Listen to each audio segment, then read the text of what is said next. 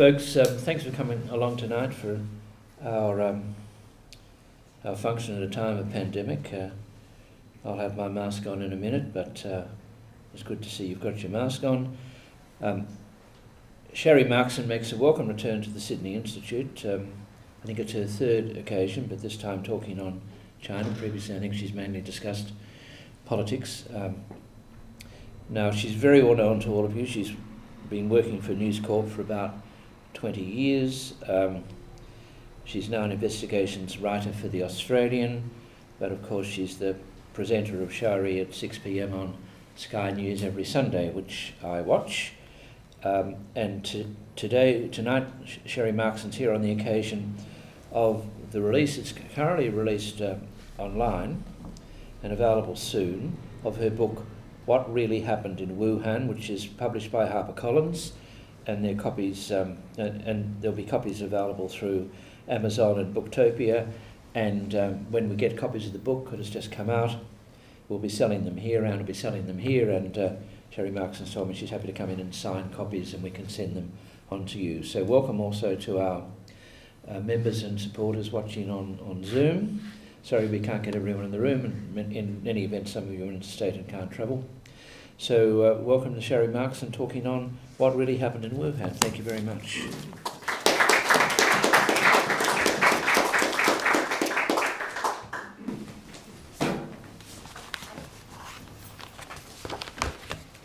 Thank you so much, Gerard and Anne, for having me back here and for the very kind introduction. And thank you all for coming out on when we've, got another 10 COVID cases in Sydney. So for braving that, I appreciate you all for being here. Now, to go back to my journey investigating the topic of the origins of the coronavirus, it was early March last year. And it was before we knew this was going to be a global pandemic, although of course the outbreak had started spreading globally. Within weeks, we would be in lockdown, but at this point, we didn't know that quite yet. And I texted one of my best contacts, just out of a passing interest, a contact who is connected to both the intelligence community and the upper echelons of government.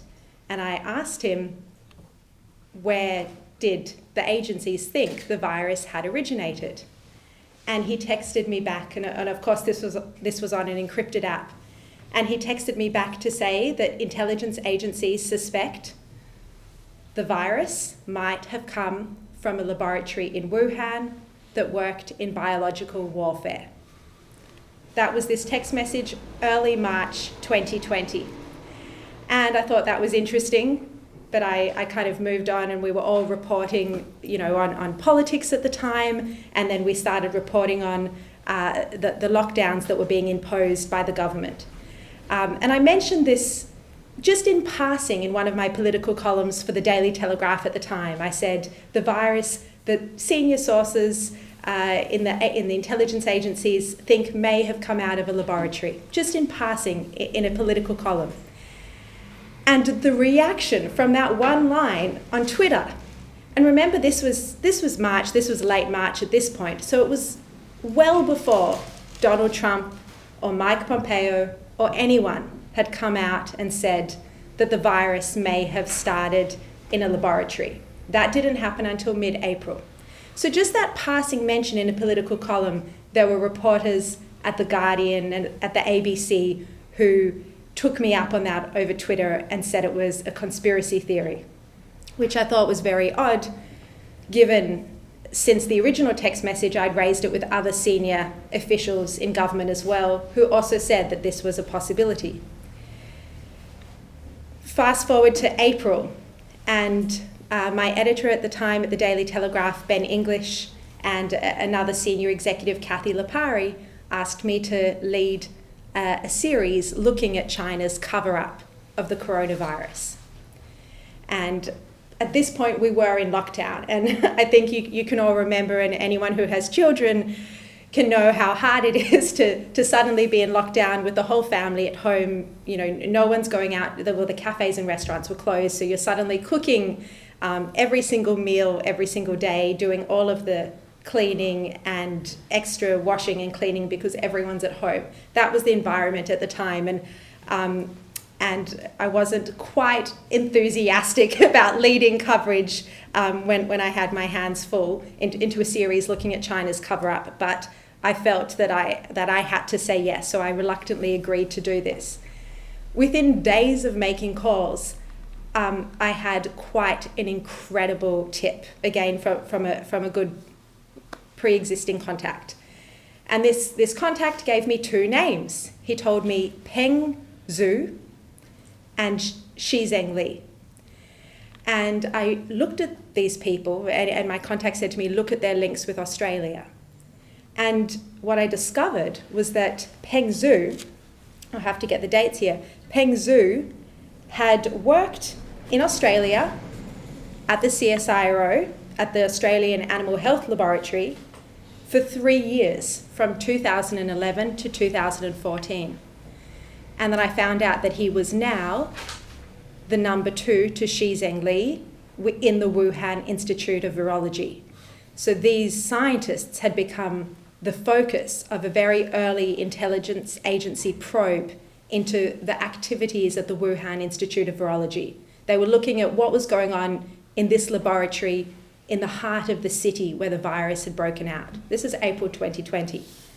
Then I found out that Shi Zhengli herself had spent 3 months, and she's the woman who's now famously known as the Bat Lady, Bat Woman across the world, famous for her work with bat coronaviruses. Her institute has the world's largest bat coronavirus collection, the Wuhan Institute of Virology. There are only 2 laboratories in the world that do what's called gain-of-function work, genetically manipulating bat coronaviruses to make them gain a function, to make them even more lethal. I'll get into that definition. Well, Maisie, I'll give it to you now, seeing as it's come up. Gain-of-function experiments aim to make viruses more infectious and more deadly or virulent, often to humans. The technical definition is it involves experimentation that is expected to increase the transmissibility or virulence of pathogens. I mean, that seems absurd to any of us, to create new viruses that never existed in nature before. Why would you want to do this? And the reason scientists do it is they say that it can help predict a pandemic, because they can work out in advance which viruses have the ability to make that species cross that cross the xenographic barrier to humans. And by doing that, they can perhaps develop therapeutics or a vaccine to treat it. But it's the reason they do it is it's about predicting a pandemic and hopefully avoiding one. There are scientists around the world who strongly disagree with gain-of-function research. And this has been a topic that has been hotly debated since at least 2012, because at the time there was a very controversial experiment where a deadly new influenza virus was created by scientists, and the research was published in a scientific paper. Other scientists said this was like providing the recipe for, a chemical bomb. You're providing the recipe out there for anyone to go and copy it. At the time when there was this outrage, Anthony Fauci in the United States, he's the director of infectious diseases at the NIH, or he's the director of NIAID, and he wrote a paper on this debate, because this was a debate that was happening in the scientific community. It didn't spill over into the public. It wasn't something that mainstream media, by and large, covered, but it was a heated debate among scientists. So Anthony Fauci wrote a paper, which he published in 2012, addressing this debate. And in that paper, he acknowledged that gain-of-function research could spark a pandemic. But he argued that it was worth the risks because of the benefits that he said that it could produce, which is that it could also prevent a pandemic. So he was actually supporting this research. He said he called it important, and he said that the scientific community needed to do a better job of explaining to the public why this research should continue. At the same time, there was a group of scientists called the Cambridge Working Group, very eminent, qualified, brilliant scientists who strongly argued, begged, petitioned. There were hundreds of them, more than 500 international scientists are signatories to the Cambridge Working Group, and they begged governments to change the law so that gain-of-function research was banned. 2 years later, in 2014, well, first in 2012, a voluntary ban was introduced for influenza research. 2 years later, in 2014, in the United States, that became a permanent ban for 22 fields of research, which included MERS, coronaviruses, influenza, and as I say, in total 22 fields. But it included coronaviruses. As far as any US officials knew, this ban was in place. No one revisited it. It wasn't top of mind for any officials. I mean, you could argue that the agencies and the intelligence agencies, didn't have their eye on the ball because this wasn't something that was at the front of what they were concerned about. And for my book, I've interviewed intelligence chiefs like the former head of MI6, Sir Richard Dearlove, and he admits they didn't have a pandemic as top of their threat list. They were worrying about terrorists and various other things. So in 2017, Fauci, under a new administration, had finished a review by his agency into gain-of-function research, and he decided it was time to lift this ban. And after many interviews for my book, I've worked out that he did this in a meeting in the White House. It was a White House meeting, but it was a relatively junior meeting, the Office of Science and Technology Policy, where he raised this. One official described it to me as it just got rammed through. It wasn't raised with anyone senior. They weren't aware that this was going on. Another official said to me that he took advantage of the chaos in the Trump administration to overturn such a significant ban, and no one was none the wiser.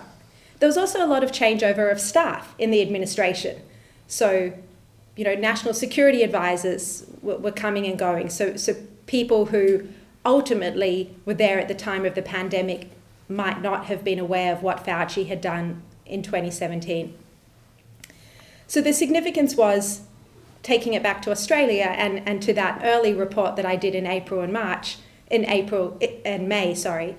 So I discovered that these scientists who'd been engaging in this dangerous research, and I had no one at the time to explain it to me, so I was reading science papers trying to understand the research they were doing, and I could see that they were genetically manipulating coronaviruses. I didn't know the term gain of function yet. I've gone back recently and read that story I wrote in May last year, and it was a big, we ran it front page in the Daily Telegraph. It was 6 pages in total. I don't mention the term gain of function, I don't think, but I talk about the research they were doing, and I describe how it was genetically manipulating viruses to create a new virus that had no cure, no vaccine, no treatment. I mean, they admit this. Xi Zhengli was admitting this in her research papers. There is no known cure. And the way they were doing it to find out if it's transmissible to humans is they use mice, but they use humanized mice. You'd have to get a scientist to explain how this works, but basically they use human cells in mice to work out if it can be transmissible to humans. Quite extraordinary technology that was developed by Americans, by the University of North Carolina, a scientist called Ralph Barrick, who did this research with Xi Zhengli.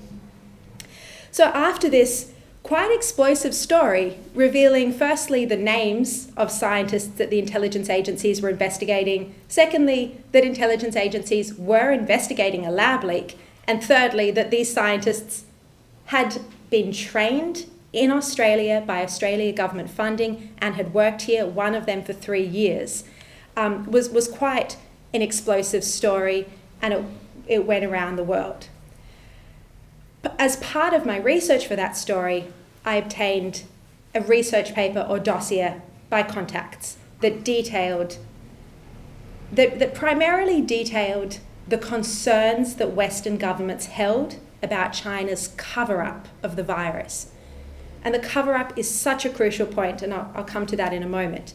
But so I put all of this research in together to this big 6-page investigative piece. And you would think that after presenting such unbelievable evidence of the sort of research that was happening in Wuhan, that this would have been a topic that was investigated and followed up on by other journalists, as it is now internationally, although not in Australia. But at the time, it wasn't. Instead, as you may know, I was ridiculed for the report by the ABC, by The Guardian, by The Herald, and other publications as well that I don't read like crikey. But there was a strong sense of that people were attacking me over it. And instead of actually looking at the research that I was presenting, that these scientists were genetically manipulating coronaviruses, that agencies were investigating the Wuhan as the source of the outbreak, and that these scientists had worked in Australia, and there was room for so much more investigation there. Instead, they focused on the source of one part of that story, the dossier. And they tried to work out who my source was and attacked me for it, linking it to the Trump administration. When in fact, as I said a moment ago, the very first comments that the US President, Donald Trump, made, saying that there was evidence that the virus came from a lab, he'd only made that in mid-April, and it was in response to a question at a press conference. He never said it before mid-April, but already by this point, it had been established as a conspiracy theory. Now, this is really an amazing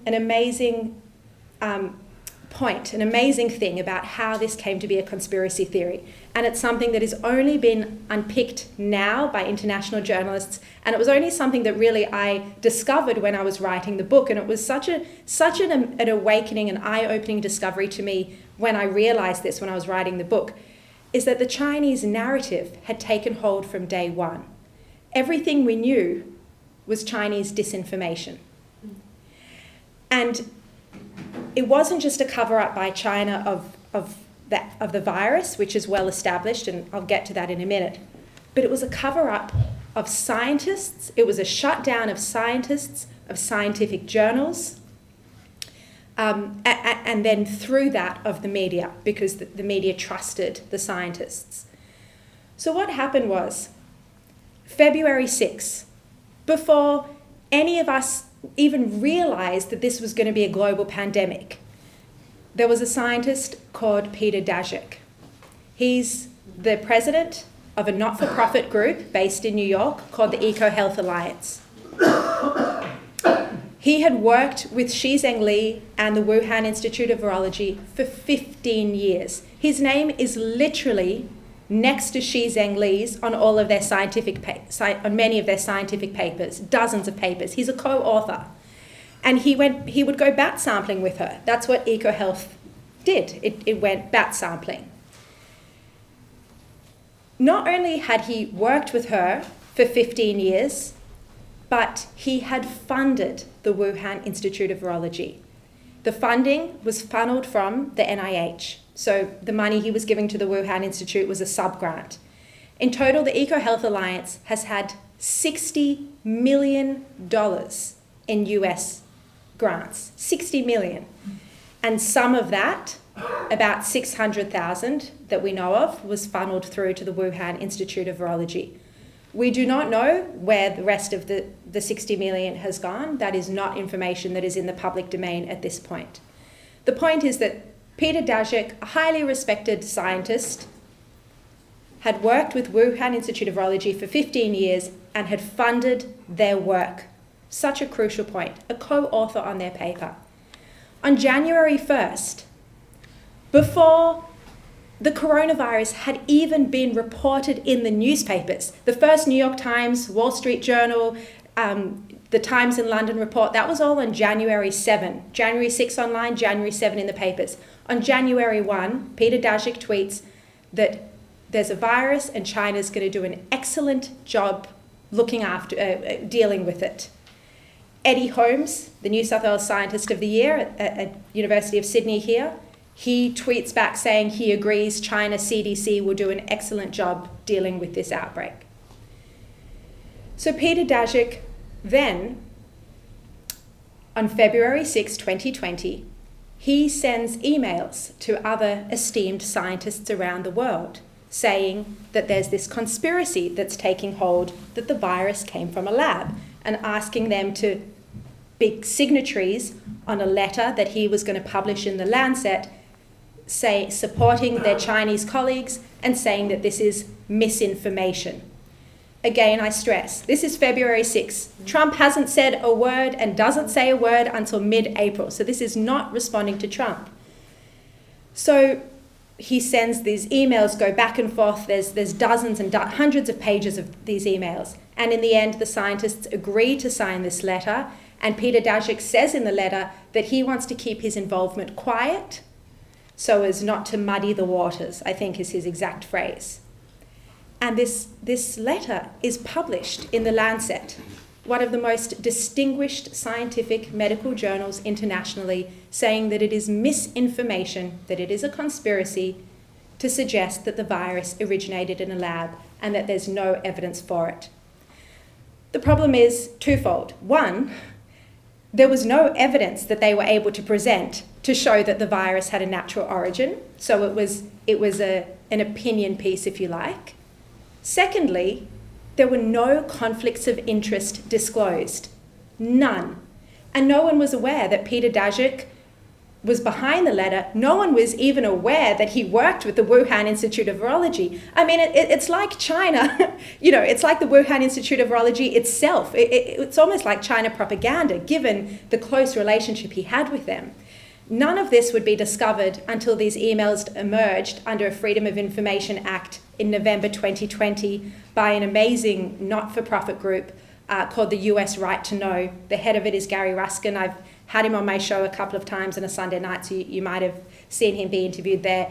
He doesn't have political affiliations. He just put in a bunch of FOI requests and he uncovered these emails which showed Peter Daszak's, the fact that he was behind this early letter. Then even worse, the WHO investigation, and I'm giving away a little bit here, but that's bound to happen. When the WHO investigation finally took place, the US suggested 3 names for people that they would like to be involved in the WHO. Those individuals were rejected, and instead, the only US citizen to be included on that WHO team, Peter Daszak. In Wuhan, when they're going about the investigation, another point here. One of my amazing researchers for my book, Liam Mendes, is sitting at the back of the room here. And Liam did some amazing work. He analysed all of Peter Daszak's tweets, and he found that there were about 100 tweets where he mentioned the word conspiracy. So this whole time, Peter Daszak was prolific in the media and in the traditional media and on social media, saying that it was a conspiracy to suggest that the virus may have originated in a lab. Even people who said it was a line of inquiry, which, by the way, is all my reporting has ever said, is that it's a possibility, is that intelligence agencies were investigating it as a possibility. None of us know for sure where the virus originated. So anyway, when he's, as part of the World Health Organization investigative team in Wuhan, they spend just 3 hours at the laboratory out of a 2-week trip. And in those 3 hours at the laboratory, they talk about the conspiracy of a lab leak comes up, and they decide they have to address the conspiracy because of all the media attention. And he has admitted subsequently that he did not ask the Wuhan Institute of Virology about their missing virus database, a database that could hold some 19,000 bat samples that they collected and some 3,000 coronavirus bat samples. It had suddenly disappeared. It had gone offline, missing, in September 2019, September 12, 2019. It was taken off the internet.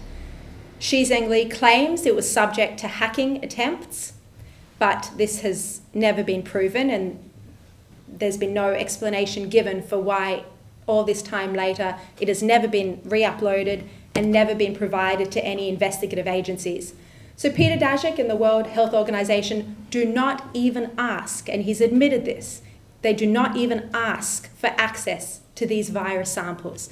There couldn't be a more crucial piece of evidence that the World Health Organization should look for than the virus samples. What viruses does the Wuhan Institute of Virology hold? This is, as I said, the institute that has the largest bat coronavirus database in the world. What virus databases does it hold? Where are the list of the full 3,000 bat coronaviruses that they've collected? They didn't ask.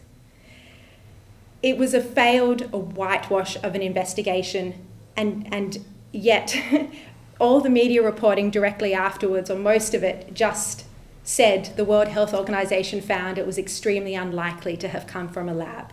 There has been no adequate investigation.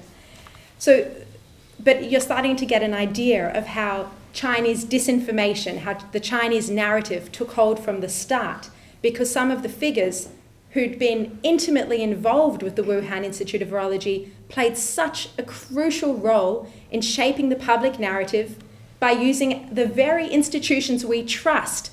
If you can't trust scientists, if you can't trust the Lancet, what can you trust? None of us, this is why the media got it wrong, because they were listening to something that was published in the Lancet. They were listening to supposedly credible scientists, not knowing that there were such egregious conflicts of interest. And the fact his conflicts of interest, as I say, have only been unpicked slowly after all of this time. And step by step, as more evidence emerges, we've started to realize this. A second crucial part of why the narrative took hold the way it did is that there were scientists who did their own analysis of the virus, SARS-CoV-2, that's the virus behind COVID-19, and they noticed there were unusual things about it that might not point to a natural origin, that might suggest a laboratory construct, or that it had been the subject of gain-of-function genetic manipulation.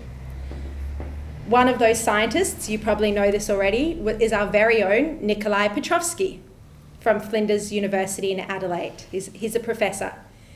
He wrote a paper in May last year that showed that SARS-CoV-2 has a higher binding affinity to humans than to any other animal. So that means it's more infectious to humans than to bats even, or pangolins, or horse, or snake, or rat, or mouse. He looked at any credible mammal, and he did this using an Oracle supercomputer that he repurposed for this exercise, and it meant he could run the modeling to see which mammal, which host is infected, which host the virus infects the most.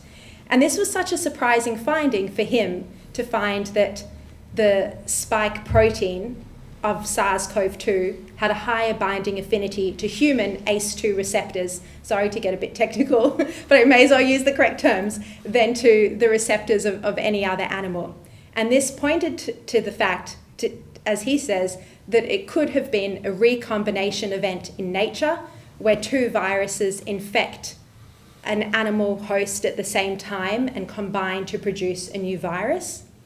Or that same recombination event could have happened in a cell culture in a laboratory.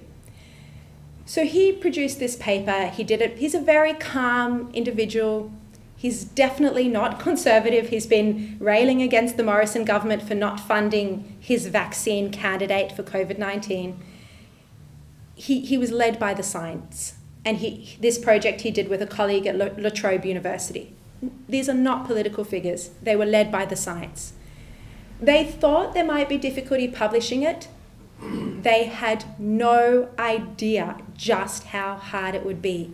It's only early this month, June 2021, when the entire public consensus and narrative has changed, that his paper has finally been accepted into a prestigious scientific journal. Extraordinary, 13, 14 months later. So he couldn't get it published anywhere. So after trying all the credible outlets that just rejected it. But he says it was like political dynamite to suggest at the time that it might have been a laboratory origin. So he tried the preprint servers. Preprint servers are where, this is the very nature, the very reason preprint servers exist is to publish scientific papers, to get the science into the public domain while it's going through the peer review process. Even the preprint servers rejected his paper, and they rejected any other paper that questioned a natural origin. For my book, I asked the editors-in-chief of those preprint servers, or the CEOs, why they would do this, because in doing that, in rejecting scientific papers that questioned a natural origin, they were playing into China's narrative and China's propaganda. And if I find the right page, which I have, I will read you the response. The co-founder of BioRxiv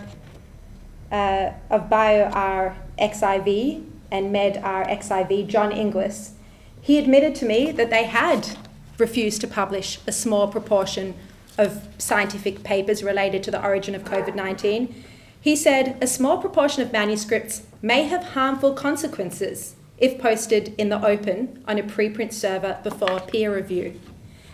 He then spoke about, he said, for example, challenges to the safety of standard medical procedures, assertions about substances, or encouragements to self-medicate. He said, because of the frantic pace of new information about the novel coronavirus and overwhelming public interest, we applied this pre-existing do no harm policy that they had used for those other papers. They applied it to studies about the virus. He said, this is not a judgment of the investigations concerned, simply a recognition that preprint screening must be limited and fast, and certain manuscripts, a very small proportion, in our view, should have the more concentrated, expert, and detailed assessment before being distributed, and therefore we declined with that explanation to the authors. So as you can see, as you start to investigate this topic, the cover-up, the suppression of science, the suppression of credible scientists who looked at the genetic sequence, the genome of this virus, and said, it looks like it could be a laboratory construct because it was perfectly designed or perfectly adapted. It was ready-made adapted to infect humans, and there was no other host that had a greater binding affinity. That's not even, we haven't even got to the furin cleavage site, which I don't think we're going to have time for, but there are other unusual aspects of the virus as well, like the furin cleavage site. But these scientists were suppressed, and instead, the scientists that had 15 years worth of relationships with the Wuhan Institute of Virology, financial ties with the Wuhan Institute of Virology, were allowed to freely publish their propaganda, even though it lacked in any evidence and amounted to nothing more than an opinion piece. Should I keep going, or do you need me to stop after? You can stop when you feel you want to stop. Well, I mean, I can talk for a very long time. Let's stop there. That's fine. Okay. I'm happy to do questions though as well. Yes. Oh, yeah. Okay.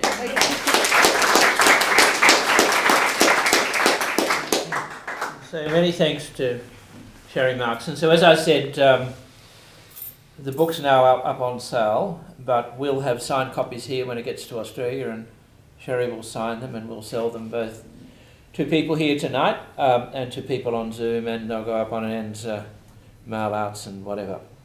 And so we can. If people want to order them, if you want to order them tonight, we'll take your orders. Anne will take your orders. Okay. We'll take your There names. it's- So. We're very good at taking names here. Well, it's on Booktopia and Amazon as well. Yeah. Okay, so now we come to questions and discussion, and I should point out that here at the Sydney Institute, before you became internationally famous, you see, as a I was with reporter. Aaron Patrick on politics, He was, on the that's Morrison right. government, That's right. You from News Corp, Aaron from Nine. and Aaron's on my show every Sunday night. He is. He's on it. I watch it, so he's on about 10 to 7, right? So Thereabouts. hopefully a bit earlier, unless we're running late. Yeah. Okay. Quarter to 7. Just go back to the response, because as someone who's not a scientist reading your early stuff in the Telegraph and continued into into the Australian and on Sky, it always seemed to be reasonable. I had no idea whether you were correct or not. You didn't say you were correct.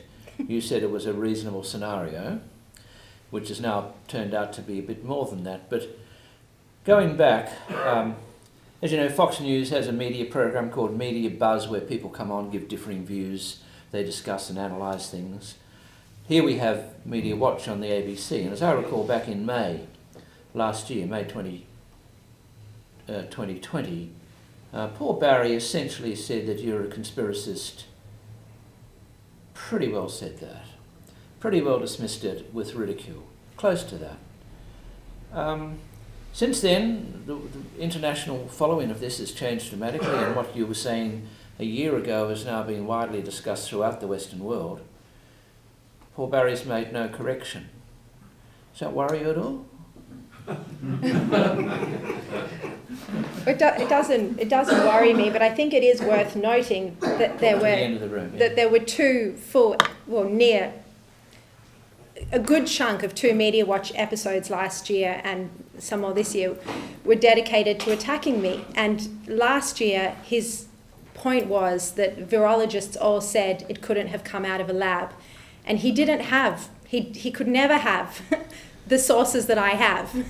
And I reported accurately that intelligence agencies were investigating this.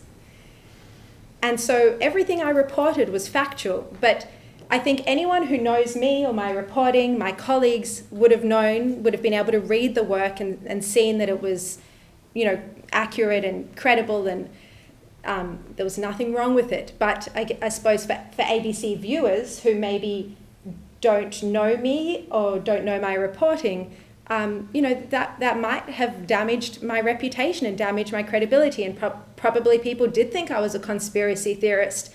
And it did go to tarnishing, my reputation in their eyes. Obviously, that was not something that would bother me or would ever bother me. I forged on. I wasn't dissuaded from reporting on it. But, it is worth noting that he is a senior male and I'm a female, and the left always criticise, people who attack Louise Milligan or women on the left, but the left have no problem completely ridiculing and humiliating and bullying women at News Corp. I'm not a conservative. I'm a journalist first and foremost. Of course, I don't have ideological leanings. I'm a journalist, but working for News Corp, they have no problem attacking you, even if your reporting is sound. There's a question here. You take your mask off to ask the question now. That's fine. Thanks, Gerard. Sharri, thank you so much for your work. What is going on here? We seem to be entering an age in which critical inquiry is just not permitted anymore. Brett Weinstein, I think, calls it an emergent phenomenon. But is it that's going on, or is it purely money? Because that's the other angle that is quite clear.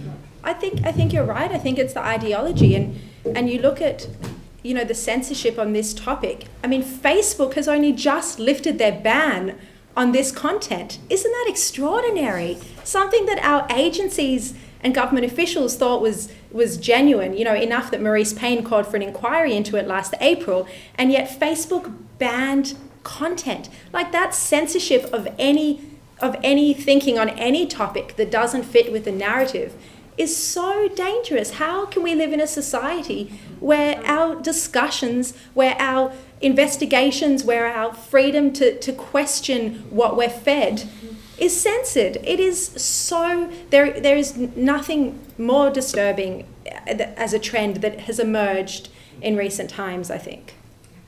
We're going down to the back, Glenn. Thanks. Hi, Sharri. Glenn Milne. Congratulations on your work, and thank you. Just the briefest of prefaces, Gerard. Yes, I agree with you entirely. As a veteran of News Corp, the culture wars, the media culture wars have dominated this issue to an extraordinary extent, and truth has been the casualty. I just had 2 questions. You mentioned Peter Dadgett's name was put forward as the WHO representative on the investigation. You said 3 other names went forward. but he was the final nominee. But you didn't actually say how that happened, and I wondered whether you had an explanation for that. And secondly, I wonder also whether you believe that the issue of Chinese money and universities has infected this issue at a scientific level.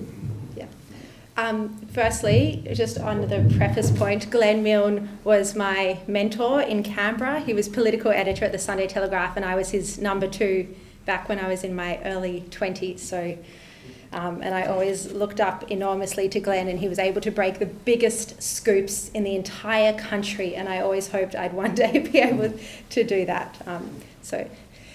The first question, I don't know how that happened. I wish I knew. It's been enough. It was enough to find out the names, which I was able to do so, the 3 names that the US put forward. I was able to track them down. But what happened?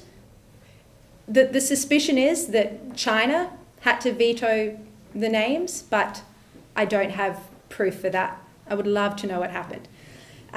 The second part, I think there's an enormous separate issue with Chinese funding in our universities, in our university sector. And I've done some reporting on that through the 1,000 Talent program, Chinese government recruitment programs. It's an absolutely massive issue. I don't even, James Patterson has started with an intelligence inquiry to look at this topic. But how you unpick that, why it's so grave, I'll be so brief, but why it's so grave is because these joint projects mean that Chinese universities have access to our research and our intellectual property. And that was fine, even 10 years ago. But the problem is now, under Xi Jinping's civil-military fusion, where all the universities are now coming under, at some level, the control of the PLA, even the scientists, the Chinese scientists don't have control over how their research could be, repurposed for nefarious purposes, dual-use technology. And when you start to look into some of the partnerships, particularly under the 1,000 Talent program, this is a Chinese government recruitment program where they pay salaries and perks for researchers in Australia and US and New Zealand, everywhere. They end up patenting the research that was developed in Australian universities with Australian research funding. So an enormous issue. So you went down the back and then I've got a question here. Yeah, thank you. Do you agree that WHO was very slow to react from the very beginning and didn't do a real good job? Thank you. Yes, that's not even something to have an opinion on. That's just factual. They did, the WHO, Australia declared that this was a pandemic a fortnight before the WHO did. I've interviewed a lot of people for the book, and there's differing views. Some people think Tedros is very weak. Other people think China just wouldn't let the WHO in. So, your opinions can fall on either side of that. But, I personally think it's both. China wasn't providing the access, but he should have been stronger, and he should have come out publicly and said China's not giving the access. Instead, what he did was he came out and said, and by the way, Donald Trump said this as well, they both came out and said China is being transparent. China is handling this well. It couldn't have been further from the truth. So I've got a question from Zoom from Ardelicta, who says,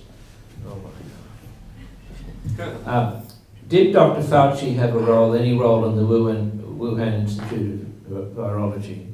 Let's talk to the end. So when Fauci lifted the ban on gain-of-function research in the US in 2017, that's one thing. But even while the ban was in place in the US, and this is such an important point, the US money through this sub-grant was still going to the Wuhan Institute of Virology. So they were still doing this research in China. And Fauci, in many interviews, has said they were not doing gain-of-function research. It is not true. We've literally had their scientific papers analysed by scientists. It's not even a doubt. They were conducting gain-of-function research. And in one interview, Fauci does explain why he chose China. And I've broadcast this now twice on my Sunday night show because I just think it's so extraordinary that he admitted this. He said the reason they funded the research in China was to avoid an outbreak in Hoboken, New Jersey. He knew there were risks with this research and he was funding it in China deliberately. This is an on-camera interview. I mean, if you missed my show, it's on YouTube, this particular, Google my name in YouTube and you'll find this clip. It is so outrageous that he knew there was a risk of an outbreak and that's why he funded it in China. So we here's a question. Thank you. Charles Nightingale, the research that you've done has been amazing, and obviously the narrative has changed because of that, and certain other things that have been happening around the world. So, what do you think is the tipping point that allowed that to happen, and where do you think it's going? Thank you for the very generous compliment. I think this never would have happened if Trump was still in power. I think because Trump said in April last year that there was evidence that the virus came from a lab, and there is evidence, not definitive, but there's circumstantial and scientific evidence that it may have come from a lab. Because he said those words, because he was trying to blame China for the outbreak, for domestic political purposes in an election year, that meant that the wider media community in the US didn't want to give him any way out, so they didn't want to consider this possibility. So after the change of administration, that meant that suddenly the journalists and the scientists could revisit this topic again and say, hey, this might be legitimate. Also Biden himself, he was looking at the same intelligence that Trump and Pompeo were looking at, and he can't dismiss it. Like it's obviously it's obviously solid, and at least solid enough to call for an investigation, and which he did in, I think, May this year, and he acknowledged that none of the intelligence community has any strong views about where this came from. A third of the agencies think it's more likely to have come from a lab, 2/3 more likely to have natural origin. But I think he said each of those agencies didn't hold that with a strong conviction. The problem was, and I won't speak for too long because I'm sure there's more questions, but the problem was that the intelligence agencies hadn't been tasked to continue investigating this. So there's a lot of, and they've admitted this, and New York Times even reported this, that there's a lot of untapped material that hasn't even been examined. And this is a whole nother fascinating story as well. The State Department officials who were investigating this, felt like the intelligence agencies weren't being very cooperative with them. And I go into this a lot in the book. This is a big theme of the book, because there's information that was there and it was hard to get it. Right, there's a question down there. Sharri Markson, I'm a doctor and a scientist. I read your article when it first came out, and you shouldn't have been shouted down because it was definitely plausible. As you said, there was no definitive evidence, but it was definitely a discussion point. I think that one of the reasons the establishment was so anti this being discussed was the thought of racism and the fact that Chinese people in the community might have been experiencing racism as a result of the Chinese government having been blamed for coronavirus. I had some experiences very early on in around February, March, where we were having telephone link-ups with doctors in China, and the doctors from Wuhan were censored. So we were unable to communicate with anybody in the epicentre. I'd love to know your thoughts on how China has played this. What I find is that China has played the role of being very globally philanthropic and helpful, but when it came to the epicentre and the origins, there was an enormous contrast with the information and help that they were willing to release. Yeah, that's so interesting that you say that, because the doctors in Wuhan were, so many of them were desperate to spread the word about the virus in the early days and what was happening, and they were just shut down. I mean, worse than shut down, they were arrested. 8 of them were arrested, and of course one famously dying, and he became a hero. But there were so many other people who tried to spread the word, not just doctors but activists and citizen journalists. who some of them, still haven't reappeared. They've been missing ever since. So China's cover-up was so egregious, and again, that raises the question, what did they have to cover up? Why has it been so? And in terms of their aid, I think many geopolitical experts you'll speak to say that China has sought to take strategic advantage of the pandemic. So not only did they cover it up and therefore make the deliberate decision for it to spread internationally because they could have shut down flights, they objected to our travel bans, and that's something that's forgotten as well. They objected to our travel ban. So that was a deliberate decision to allow it to spread around the world and cover up the information and news about the virus. But then they sought to take advantage of it through first, mask diplomacy or personal protective equipment diplomacy, and now vaccine diplomacy, which is something that's been of huge concern. Yeah. Hi, Sharri. Thanks for all your work. The Peter guy that was nominated, from America, he was part of the team that went to China. Yes. Including the scientists from South Australia. Yeah. Now, you said that he didn't ask the question when he was in Wuhan about the missing information. Did anybody else on that team ask that question, and why not? None of them asked it. So where he admitted that he didn't ask it was in a Zoom conference call with a few other investigators, and he said, we didn't ask. He said, we didn't ask for it. Do you think that was deliberate? Yes, I think it shows that they weren't making any serious attempt.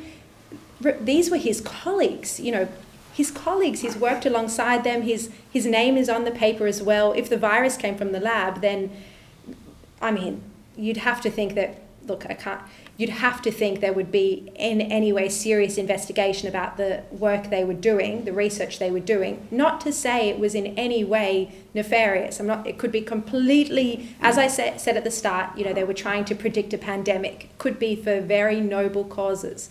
But the point is that facility, and it might not have just been her research. There were many laboratories in the Wuhan Institute of Virology, and there was another laboratory on the same compound as well, called the Wuhan Institute of Biological Products. But the point is, this was not a rigorous attempt to investigate what had gone on, and the virus database is such a crucial piece of evidence for World Health Organization investigators that none in the team even asked to see it. That just shows that how ridiculous this investigation was. It shouldn't be taken seriously by anybody. I just wanted to ask, this is obviously a serialised sort of story. Yes. We all want to know what happens next. but apart from what happens next in the investigation is, if we were to know what really happened, and I've always thought it probably was a leak from the lab, isn't this really crucial for further safety? How can we, in the future, stop this from happening again if we never find out how it started in the first place? Exactly. That's the entire point. Our world has been shut down. Look at us. We're sitting here with masks. Some people haven't come. We're locked into Australia. People have lost loved ones. How many is it now? 3.7 million people have died. And this is a virus that, what's the fatality rate, Aaron? It's like 1 or 2%? What is it? 1%? If this was a leak from a lab, then this is such an important issue, because the biosafety standards of laboratories globally, would need to be subject to serious review. And by the way, don't forget something Chris Mitchell first pointed out in his column in The Australian. There was already a SARS coronavirus leak in a Beijing lab in 2004 that luckily was contained. 1 person died and 8 people were infected. But this is not the first time this has happened in China, that coronavirus has leaked from a laboratory. And there's a strong history of lab leaks everywhere, even in Australia, that there's been one of a bacterial pathogen at the CSIRO. That was something that Dennis Richardson first told me last year in an interview I did with him for Sky.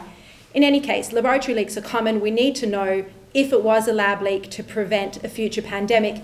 And then again, if it was a result of gain-of-function experiments, then we would be calling for an absolute ban on gain-of-function experiments, as like the Obama administration already implemented in 2014, that Fauci lifted under Trump in 2017. If this was a leak of a gain-of-function experiment, then we would be 100%, everyone around the world would be saying, that is enough, scientists, you cannot do gain-of-function experiments anymore. Did you guys watch, what was that comedian last week who did that great...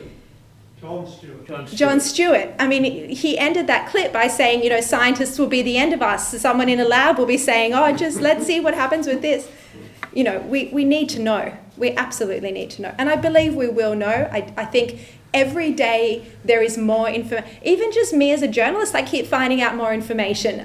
So you and I don't have access to metadata and signals data like the agencies do. So I wish. So I do think we will know.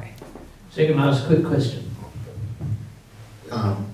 Sharri, do you, in your book, talk much at all about whether this thing could have started in a wet market in Wuhan? Because that was the narrative quite early on, of course, and that was propagated by China and so many others in support of them, perhaps. But I recall our own Prime Minister on that issue demanding that wet markets be shut down, that China, totally get rid of this way of, dealing with animals and animal products and things like that. Do you I do. I have a source of this, or? I cover it insofar as why it wasn't the source of it. So wet markets are unhygienic, and potentially there is, reason that they shouldn't exist. I don't know, but perhaps the Prime Minister was right in any case to call for their closure. But in this particular instance, the Chinese health officials admitted publicly in May and June last year. This is George F. Gao. He's the head of China's CDC. He said publicly the wet market was not the source of the outbreak, but it played a role in amplifying the virus.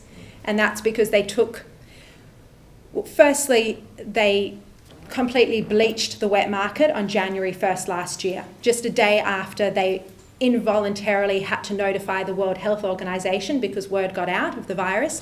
January 1st last year, they bleached and disinfected the wet market so that no proper samples could be taken.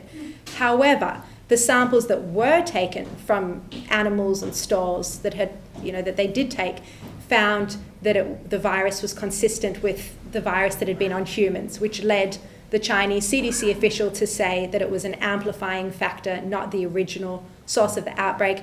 Of course, it's worth noting the fact, what we were told that there were bats there, that was a lie. There were no bats sold or butchered at this wet market in any case. So just a final question, because we're right on time. International interest in your work, just tell us briefly about that and what's next. There has been international interest in the work. It's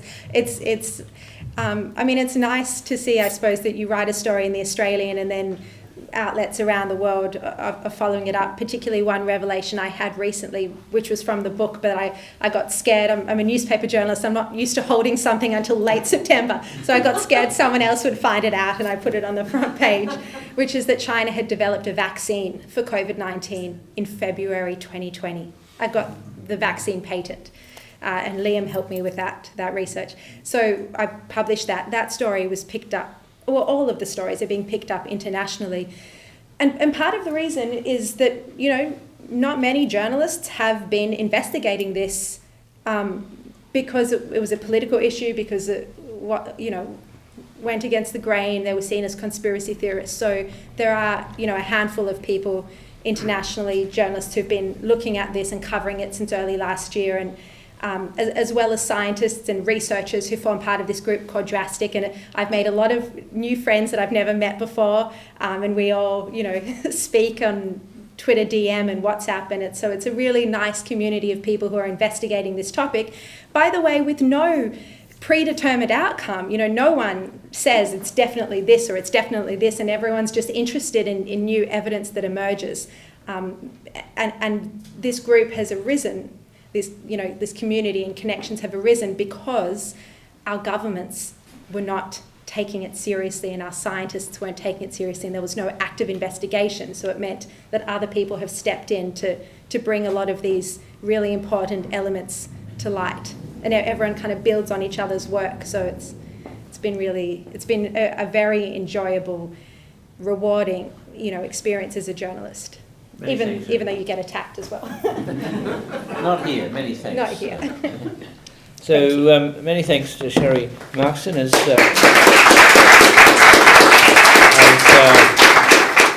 As we said earlier, we'll be selling copies of what really happened in Wuhan, and you can order them now, and people online can get in touch with us. But I'll be very brief. Without question, this is one of the big stories of the 21st century, and it's great to know that an Australian journalist in News Corp publications and on Sky News has been in the forefront of breaking this story without any reaching conclusions, just asking questions that ought to be asked. And it's terrific that Sharri was here tonight. And we're having an interjection now from the floor, but it's great that we've had Sharri here tonight, and as Anne's interjected from the floor, we'd love to have her back later on. But for tonight, well done and congratulations.